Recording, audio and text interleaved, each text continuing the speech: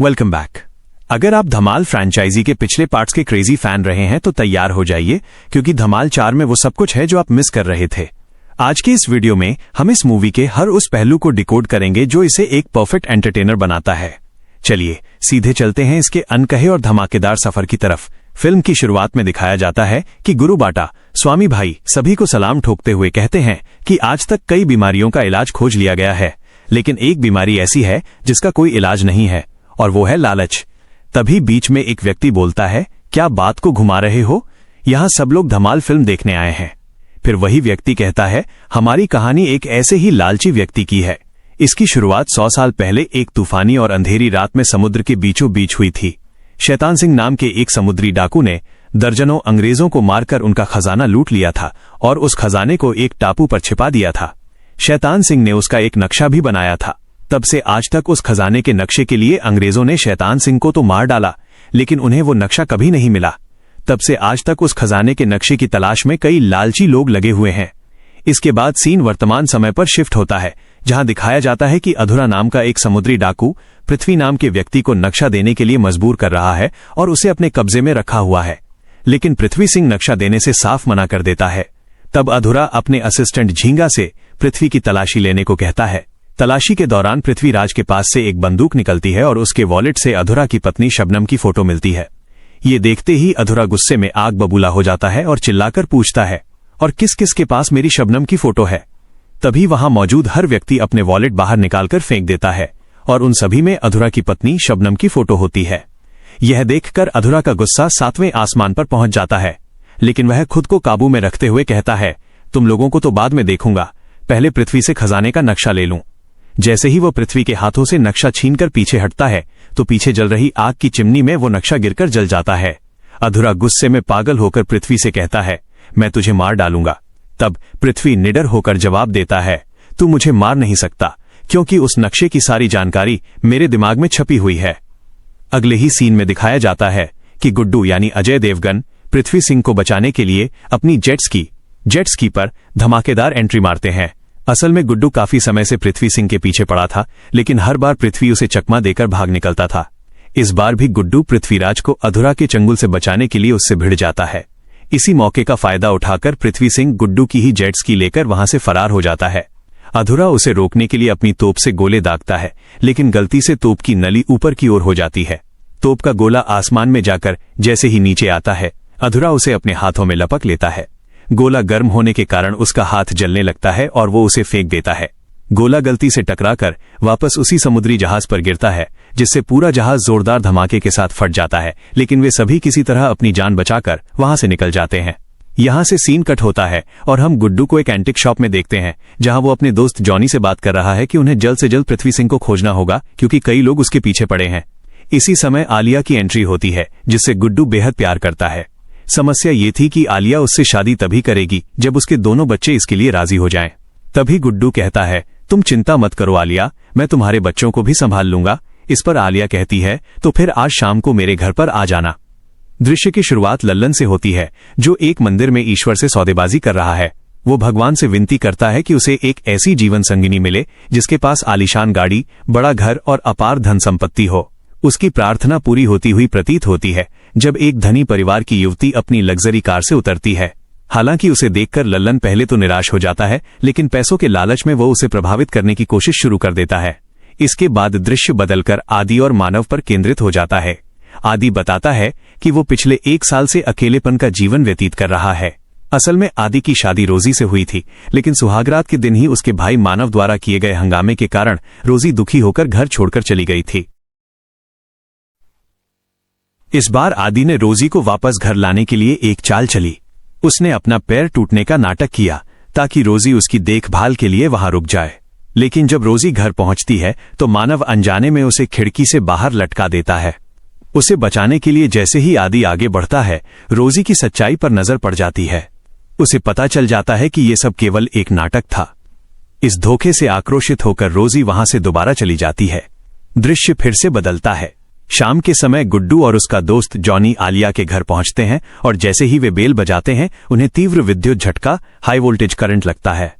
झटके के तुरंत बाद घर का मुख्य द्वार अपने आप खुल जाता है। जब वे दोनों सावधानी से अंदर प्रवेश करते हैं तो आलिया के बच्चे और घर की सहायिका काम वाली बाई भूत का वेश धरकर उन्हें डराने का प्रयास करते हैं। गुड्डू ने जैसा सोचा था कि वो बच्चों को आसानी से मना लेगा, स्थिति उससे बिल्कुल विपरीत हो जाती है। डर के मारे गुड्डू और जॉनी तुरंत घर से बाहर निकलने ही वाले होते हैं कि तभी आलिया घर के अंदर आती है। वे दोनों उसे पूरी घटना के बारे में बताते हैं। ये सुनकर आलिया मुस्कुराते हुए कहती है कि इस घर में कोई भूत नहीं है। लल्लन पारो से कहता है कि वो उससे वाकई में शादी करना चाहता है। इस पर पारो कहती है कि शादी से पहले तुम्हें मेरे पिता से बात करनी होगी, लेकिन लल्लन जल्दबाजी करते हुए कहता है कि पहले हम शादी कर लेते हैं, उसके बाद तुम्हारे पिता से बात कर लेंगे। फिर दोनों मंदिर में जाके शादी कर लेते हैं। शादी के बाद जब लल्लन पारो के पिता से मिलने उनके घर जाता है तो उसे सच्चाई का पता चलता है। उसे एहसास होता है कि पारो किसी अमीर घराने की लड़की नहीं है। असल में पारो के पिता का नाम जी सेठ है, जो वास्तव में एक बड़े सेठ के यहां ड्राइवर का काम करते हैं। ये सच्चाई जानकर लल्लन को बहुत गुस्सा आता है। गुस्से में वो पास ही रखी बंदूक उठाता है और पारो के पिता और उनके सेठ दोनों को मार देता है। लेकिन थोड़ी ही देर बाद उसे एहसास होता है कि ये सब केवल उसका एक सपना था। इसी बीच हमें दिखाया जाता है कि अधूरा बचकर वापस आ गया है। वो अपने साथियों को आदेश देता है कि पृथ्वी को ढूंढकर जल्द से जल्द उसके सामने लाएं। वहीं दूसरी ओर गुड्डू और उसका दोस्त जॉनी आलिया के बच्चों के साथ एक ट्रिप पर निकलने की तैयारी करते हैं। हालांकि आलिया खुद उनके साथ नहीं जा पाती है। इधर लल्लन अपनी इस शादी और मुसीबतों से पीछा छुड़ाने के लिए लगातार नए नए तरीके सोचता रहता है। तभी लल्लन चूहे मारने की दवा पीने लगता है। तभी पीछे से पारो के पिता आ जाते हैं और उसे ऐसा करते देख रुकने को कहते हैं। वे लल्लन को बताते हैं कि उन्होंने पारो के लिए शहर में 50 लाख का एक फ्लैट खरीदा है और साथ ही उसके काम धंधे के लिए एक ऑटो भी खरीद लिया है। ये सुनकर लल्लन अपनी किस्मत पर बहुत पछताता है कि उसने क्यों जल्दबाजी में चूहे मारने की दवा पी ली। तभी उसके ससुर उसे बताते हैं कि वो असल में चूहे मारने की दवा नहीं बल्कि गुलाब जल था। इधर दूसरी तरफ दिखाया जाता है कि अधूरा के साथी पृथ्वी को पकड़कर पीट रहे होते हैं। तभी गुड्डू वहां पहुंचता है और पृथ्वी को बचाते हुए अधूरा के गुंडों की पिटाई करने लगता है। हालांकि थोड़ी ही देर में अधूरा के गुंडे अपने अन्य साथियों को भी बुला लेते हैं। यह स्थिति देख गुड्डू और जॉनी तुरंत पृथ्वी को अपनी गाड़ी में डालते हैं और वहां से तेजी से निकल जाते हैं। गुड्डू गाड़ी चलाते हुए पूछता है कि खजाना कहां है, लेकिन पृथ्वीराज कुछ नहीं बताता। तभी अचानक कार का एक्सीडेंट हो जाता है और पृथ्वीराज गाड़ी से गिरकर खाई में लटक जाता है। गुड्डू और जॉनी उसे बचाने जाते हैं, लेकिन वे भी वहां फंस जाते हैं। तब आलिया के दोनों बच्चे मदद मांगने सड़क पर जाते हैं। उन्हें सबसे पहले आदि और मानव की कार दिखती है, जिसमें रोजी भी थी। पीछे से लल्लन और पारो अपने ऑटो से आ रहे थे। अचानक बच्चों के सामने आने के कारण उन दोनों कार और ऑटो का आपस में एक्सीडेंट हो जाता है। वे आपस में झगड़ने लगते हैं और बच्चों की बात नहीं सुनते। तब बच्चे उन्हें बताते हैं कि अगर वे पृथ्वी को बचा लेंगे तो वह उन्हें खजाने का रास्ता बता देगा। खजाने के लालच में सब मान जाते हैं और इंसानी चेन, ह्यूमन चेन बनाकर उन्हें बचाने की कोशिश करते हैं। लेकिन पृथ्वी समझ जाता है कि उसका बचना मुश्किल है। वो गुड्डू से माफी मांगता है कि उसने हर जगह उसकी मदद की, फिर भी उसने खजाने के बारे में नहीं बताया। हालांकि मरने से पहले वो खजाने की सही जगह बता देता है। इसके बाद पृथ्वी खाई में गिर जाता है। बाकी सभी लोग किसी तरह बच जाते हैं, लेकिन जब गुड्डू ऊपर चढ़ने वाला होता है तो आदि उसे धोखा देकर लात मार देता है और वो नीचे गिर जाता है। फिर भी वे लोग धीरे धीरे करके वापस ऊपर आ जाते हैं। इसके बाद खजाने की खोज शुरू होती है और सभी लोग अलग अलग साधनों से खजाने की ओर निकल पड़ते हैं। लल्लन और पारो किसी का हॉट एयर बैलून चोरी करके निकल जाते हैं। दूसरी तरफ आदि, मानव और रोजी एक बड़ा टाइटैनिक जहाज चुराकर आगे बढ़ते हैं। वहीं गुड्डू, जॉनी और बच्चे एक बड़ी जेट स्की लेकर खजाने की तलाश में चल देते हैं। यहां से असली रोमांच शुरू होता है। अचानक चारों तरफ बिजली कड़कने लगती है और काले बादलों ने रास्ता घेर लिया। इसी बीच जिस टाइटैनिक जहाज पर आदि, मानव और रोजी सवार थे, उस पर एक ऑक्टोपस हमला कर देता है, लेकिन वे तीनों किसी तरह बच जाते हैं। उधर जिस जेट स्की से गुड्डू, जॉनी और बच्चे जा रहे थे, उसमें तकनीकी खराबी आ जाती है और वो बंद हो जाती है। जब गुड्डू उसे ठीक करने जाता है तो झटके के कारण वो पीछे गिर जाता है। उसका पैर रस्सी में फंस जाता है और वो जेट स्की के पीछे पानी में लटक जाता है, जबकि जेट स्की तेजी से आगे बढ़ती रहती है। तभी आलिया का फोन आता है और वो पूछती है कि चारों तरफ बिजली कड़कने और बादलों के गरजने की आवाज क्यों आ रही है। गुड्डू झूठ बोल देता है कि हम लोग फिल्म देख रहे हैं। थोड़ी देर बाद पता चलता है कि जिस रस्सी से गुड्डू लटका हुआ था वो टूट गई है। सबको लगता है कि गुड्डू अब नहीं रहा, लेकिन तभी वो 2 डॉल्फिन पर बैठकर उड़ते हुए आता है। आगे जाकर वो जेट स्की के झंडे से टकरा जाता है और नीचे गिरते ही कांटों पर जा गिरता है, जिसे देखकर सब हैरान रह जाते हैं। अंत में लल्लन और पारो का हॉट एयर बैलून क्रैश होकर उसी टापू पर गिर जाता है जहां खजाना छिपाया गया था। सभी लोग जैसे तैसे उसी टापू पर पहुंच जाते हैं, लेकिन मुसीबतें यहां भी खत्म नहीं होती। वहां के आदिमानव लल्लन और पारो को पकड़ लेते हैं और उनके सामने एक शर्त रखते हैं कि अगर वे उनके यहाँ के एक बेहद ताकतवर लड़के को हरा देंगे तो उन्हें छोड़ दिया जाएगा। लल्लन जब उस लड़के को देखता है तो वो एक छोटा सा बौना लड़का होता है। उसे देख लल्लन मन ही मन हंसने लगता है कि इसे तो मैं आसानी से हरा दूंगा। लेकिन वो बौना लड़का लल्लन को उठाकर बार बार पटकता है और उसके पैर में तीर भी मार देता है। लल्लन को मुसीबत में देख पारो उसकी मदद के लिए आती है और उस बौने लड़के को मारकर गिरा देती है। इसके बाद वहां के सभी लोग लल्लन और पारो से माफी मांगते हैं। जब लल्लन और पारो वहां से निकलने लगते हैं तो उन्हें एम आकार का एक विशाल पहाड़ दिखाई देता है जहां खजाना छिपा था। दूसरी तरफ गुड्डू, जॉनी और आलिया के दोनों बच्चे भी वहां पहुंच जाते हैं और उन्हें भी वो एम आकार का पहाड़ दिख जाता है। रास्ते में उन पर एक बाघ हमला कर देता है, लेकिन वे किसी तरह जान बचाकर वहां से निकल जाते हैं। उधर रोजी को एक मगरमच्छ पकड़ने ही वाला होता है कि आदि और मानव उसे बचा लेते हैं।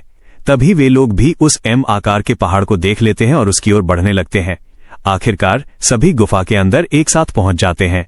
वहां पहुंचते ही वे फिर से खजाने को लेकर आपस में झगड़ने लगते हैं, लेकिन फिर सब मिलकर खजाना खोजने के लिए गुफा के और अंदर जाते हैं। थोड़ी देर बाद उन्हें खजाना मिल भी जाता है, लेकिन तभी वहां अधूरा की दोबारा एंट्री होती है। वहां पहुंचते ही अधूरा सबसे कहता है कि ये सारा खजाना मेरा है। सब लोग हैरान होकर पूछते हैं कि तुम्हें खजाने की जगह के बारे में कैसे पता चला। तभी खुलासा होता है कि पृथ्वीराज जो खाई में गिरा था मरा नहीं था, बल्कि पानी में गिरने की वजह से बच गया था। उसी ने अधूरा को खजाने तक पहुंचने का रास्ता बताया था। कुछ पल बाद अधूरा अपने साथियों को उन सबको मार देने का आदेश देता है, लेकिन जैसे ही वे लोग अपनी बंदूकें चलाकर गोलियां दागते हैं, गोलियों के आगे के हिस्से टूटकर गिर जाते हैं। अधूरा अपने असिस्टेंट झींगा से इसका कारण पूछता है तो वो बताता है कि जहाज के धमाके के कारण सभी बंदूकें पानी में डूब गई थीं, जिसकी वजह से वे खराब हो चुकी हैं। ये पता चलते ही बाकी लोग अधूरा से डरना बंद कर देते हैं। तभी अधूरा अपनी जेब से बम निकालता है, लेकिन जैसे ही वो अपना हाथ पीछे करता है, पीछे जलती हुई मशाल के संपर्क में आने से बम उसके हाथ में ही चालू हो जाता है। बचने के लिए वो उसे हवा में फेंक देता है, जिससे गुफा के अंदर जोरदार धमाका होता है और पूरी गुफा टूटने लगती है। एक बड़ी चट्टान सीधे खजाने पर गिरती है और खजाना कई फीट गहराई में धंस जाता है। चारों तरफ से चट्टानें गिरने लगती हैं और अपनी जान बचाने के लिए सब लोग जल्दी से बाहर की तरफ भागते हैं। जैसे तैसे वे सभी सुरक्षित बाहर निकल आते हैं। बाहर आने के बाद सबको एहसास होता है कि असल में हमारा परिवार ही हमारी सबसे बड़ी खुशी है। यह एक भावुक दृश्य होता है। जब सब बाहर होते हैं तभी अधूरा भी बाहर आता है और कहता है, मैं बदल गया हूं। अब मेरा जहाज सिर्फ पर्यटकों, टूरिस्ट्स के लिए इस्तेमाल होगा और मैं कभी डकैत नहीं बनूंगा। लेकिन फिल्म के अंत में दिखाया जाता है कि मानव के पास खजाने का एक और नक्शा है जो उसे गुफा के अंदर से मिला था। इससे पता चलता है कि खजाने की ये खोज अब धमाल 5 में फिर से जारी रहेगी और इसी के साथ फिल्म समाप्त हो जाती है। इस सफर में उन्हें सोना चांदी तो नहीं मिला, लेकिन उन्हें ये समझ आ गया कि असल खजाना तो उनका परिवार और साथ है, जिसकी चमक किसी भी सोने से कहीं ज्यादा है। अगर आपको ये कहानी पसंद आई हो तो कृपया हमारे चैनल को लाइक और सब्सक्राइब जरूर करें, ताकि आप तक हमारी आने वाली सभी लेटेस्ट मूवी एक्सप्लेनेशन वीडियो सबसे पहले